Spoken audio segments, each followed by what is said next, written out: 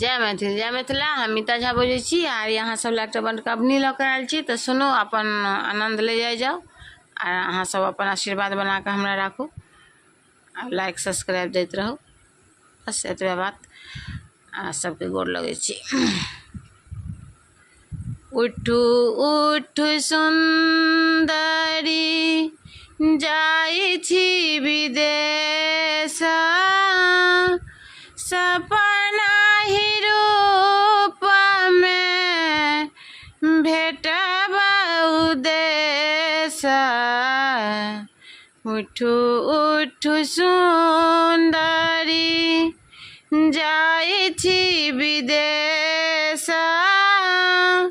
सपना ही रूप में भेटब उदेश। सहसुनि सुंदरी उठली चेहाए, पिया के वचन सुनी खसली झमाए। सहसुनि सुंदरी उठली चेहाए, पिया के वचन सुनी खसली झमाए।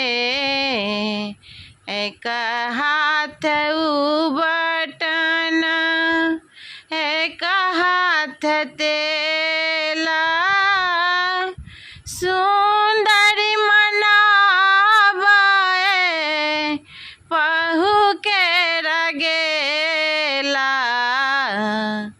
एक हाथ बटन एक हाथ तेला,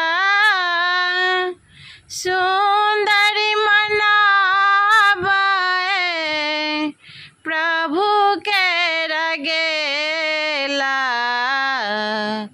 उठू उठू सुंदरी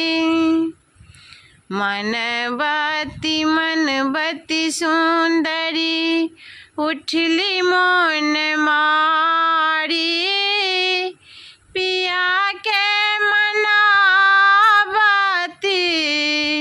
खसली झमाए। उठती उठती सुंदरी उठली मन मारी, पिया के मनाबती खसली झमाए।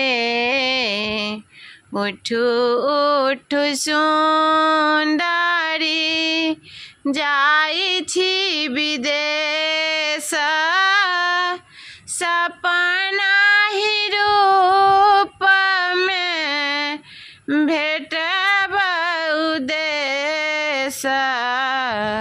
नमस्कार।